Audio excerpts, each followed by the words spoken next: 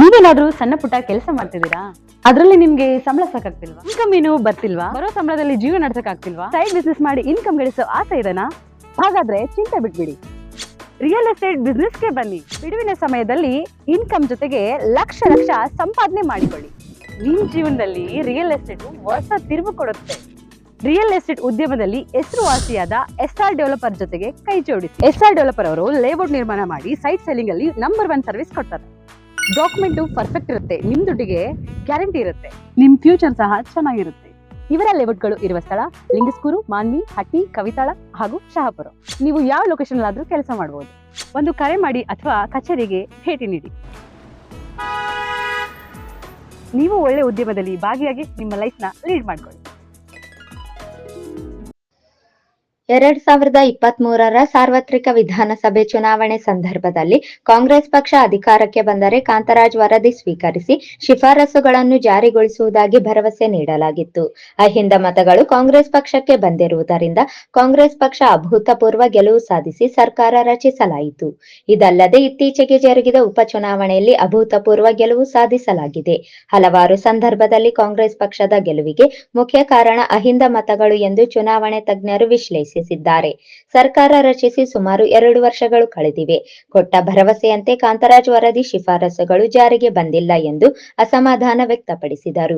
ವರದಿಯನ್ನು ಸ್ವೀಕರಿಸಿ 6 ತಿಂಗಳಾದರೂ ವರದಿ ಬಹಿರಂಗಗೊಳಿಸಿಲ್ಲ ಎಂದು ಮನವಿಯಲ್ಲಿ ಅಸಮಾಧಾನ ಹೊರಹಾಕಿದರು. ಚುನಾವಣೆ ಸಂದರ್ಭಗಳಲ್ಲಿ ಕೊಟ್ಟ ಭರವಸೆಗಳಿಗೆ ಚ್ಯುತಿ ಬರುತ್ತಿದೆ. ಹಿಂದಿನ ಕಾಂಗ್ರೆಸ್, ಜೆಡಿಎಸ್, ಬಿಜೆಪಿ ಸರ್ಕಾರಗಳಲ್ಲಿ ಹಿಂದುಳಿದ ಜಾತಿಗಳಿಗೆ ಸಮುದಾಯ ಭವನ, ವಿದ್ಯಾರ್ಥಿ ನಿಲಯ ಕಟ್ಟಿಕೊಳ್ಳಲು ಅನುದಾನ ನೀಡಲಾಗುತ್ತಿತ್ತು.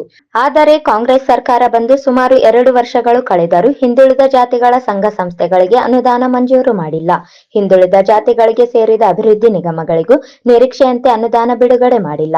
ಬಿಜೆಪಿ ಸರ್ಕಾರದಿಂದ ಹಿಂದುಳಿದ ಜಾತಿಗಳಿಗೆ ಸಾಮಾಜಿಕ ನ್ಯಾಯ ಸಿಗುವುದಿಲ್ಲ ಎಂದು ಅಹಿಂದ ಜನ ಕಾಂಗ್ರೆಸ್ ಪಕ್ಷದ ಮತ ಚಲಾಯಿಸಿದ್ದಾರೆ.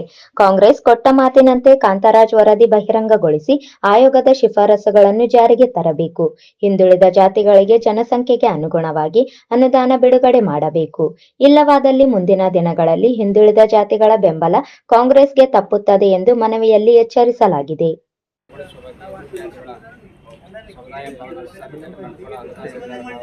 ಜಾತಿಗಳು ಸೇರಿದ ಅಭಿವೃದ್ಧಿ ನಿಗಮಗಳಿಗೆ ಹೆಚ್ಚಿನ ಅನುದಾನ ಬಿಡುಗಡೆ ಮಾಡಬೇಕು. ಮೇಲಿನ ವಿಷಯಕ್ಕೆ ಸಂಬಂಧಿಸಿದಂತೆ ಈ ಮೂಲಕ ತಮ್ಮ ಗಮನ ಸೆಳೆಯುವುದೇನೆಂದರೆ 2023 ಸಾರ್ವತ್ರಿಕ ವಿಧಾನಸಭೆ ಚುನಾವಣೆ ಸಂದರ್ಭದಲ್ಲಿ ಕಾಂಗ್ರೆಸ್ ಪಕ್ಷ ಅಧಿಕಾರಕ್ಕೆ ಬಂದ ಕಾಂತರಾಜ್ ವರದಿ ಸ್ವೀಕರಿಸಿ ಶಿಫಾರಸುಗಳನ್ನು ಜಾರಿಗೊಳಿಸಿದಾಗ ತಾವುಗಳು ಹೇಳಿದ್ದೇವೆ. ಅಹಿಂದ ಮತಗಳ ಕಾಂಗ್ರೆಸ್ ಪಕ್ಷಕ್ಕೆ ಬಂದಿರುವುದರಿಂದ ಕಾಂಗ್ರೆಸ್ ಪಕ್ಷ ಅಭೂತಪೂರ್ವ ಗೆಲುವು ಸಾಧಿಸಿ ಸರ್ಕಾರ ರಚಿಸಲಾಯಿತು. ಇದಲ್ಲದೆ ಇತ್ತೀಚೆಗೆ ಜರುಗಿದ ಉಪಚುನಾವಣೆಗಳಲ್ಲಿ ಅಭೂತಪೂರ್ವ ಗೆಲುವು ಸಾಧಿಸಲಾಗಿದೆ.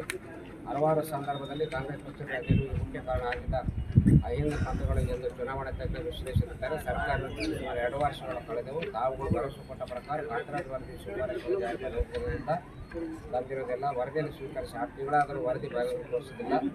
ಚುನಾವಣೆ ಸಂದರ್ಭದಲ್ಲಿ ತಾವು ಕೊಟ್ಟ ಭರವಸೆಗಳಿಗೆ ಚ್ಯುತಿ ಬರುತ್ತಿದೆ. ಹಿಂದಿನ ಕಾಂಗ್ರೆಸ್, ಜೆಡಿಎಸ್, ಬಿಜೆಪಿ ಸರ್ಕಾರಗಳು ಹಿಂದುಳಿದ ಜಾತಿಗಳ ಸಮುದಾಯ ಭವನ, ವಿದ್ಯಾರ್ಥಿ ಕಟ್ಟುಗಳ ಅನುದಾನ ನೀಡಲಾಗುತ್ತಿತ್ತು. ಆದರೆ ತಮ್ಮ ಸರ್ಕಾರ ಬಂದು ಸುಮಾರು 2 ವರ್ಷಗಳು ಕಳೆದರೂ ಹಿಂದುಳಿದ ಜಾತಿಗಳ ಸಂಘ ಅನುದಾನ ಮಂಜೂರು ಮಾಡುತ್ತಿಲ್ಲ. ಹಿಂದುಳಿದ ಜಾತಿಗಳು ಸೇರಿದ ಅಭಿವೃದ್ಧಿ ನಿಗಮಗಳು ನಿರೀಕ್ಷೆಯಂತೆ ಅನುದಾನ ಬಿಡುಗಡೆ ಆಗಿರಲಿಲ್ಲ. ಬಿಜೆಪಿ ಸರ್ಕಾರದಿಂದ ಹಿಂದುಳಿದ ಜಾತಿಗಳು ಸಾಮಾಜಿಕ ನ್ಯಾಯ ಸಿಗೋದಿಲ್ಲ ಎಂದು ಅಹಿಂದ ಜನ ಕಾಂಗ್ರೆಸ್ ಪಕ್ಷ ಮತ ಚಲಾಯಿಸಿರುತ್ತಾರೆ. ತಾವುಗಳು ಕೊಟ್ಟ ಮಾತಿನಂತೆ ಕಾಂತರಾಜ್ ವರದಿ ಬಹಿರಂಗಗೊಳಿಸಿ ಆಯೋಗದ ಶಿಫಾರಸುಗಳನ್ನು ಜಾರಿಗೆ ತರಬೇಕು. ಹಿಂದುಳಿದ ಜಾತಿಗಳಿಗೆ ಜನಸಂಖ್ಯೆ ಅನುಗುಣವಾಗಿ ಅನುದಾನ ಬಿಡುಗಡೆ ಮಾಡಬೇಕೆಂದು ನಮ್ಮ ವಿನಂತಿ. ಇಲ್ಲಿದ್ದರೆ ಮುಂದಿನ ದಿನಗಳಲ್ಲಿ ಹಿಂದುಳಿದ ಜಾತಿಗಳ ಬೆಂಬಲ ಕಾಂಗ್ರೆಸ್ ತಪ್ಪುತ್ತದೆ ಎಂದು ಈ ಮೂಲಕ. ಈ ಸಂದರ್ಭದಲ್ಲಿ ಪ್ರಧಾನ ಕಾರ್ಯದರ್ಶಿ ಕೆ ಹನುಮಂತಪ್ಪ ಯಾದವ್, ವಿಜಯ್ ಭಾಸ್ಕರ್ ಇಟಗಿ, ಜಿ ಸುರೇಶ್, ಜಂಬಣ್ಣ ಎಕ್ಲಾಸ್ಪುರು, ಉದಯ್, ಈರಪ್ಪ ಗೌಡ, ಆಂಜನೇಯ ಯಾದವ್, ಸುರೇಖಾ ಇದ್ದರು.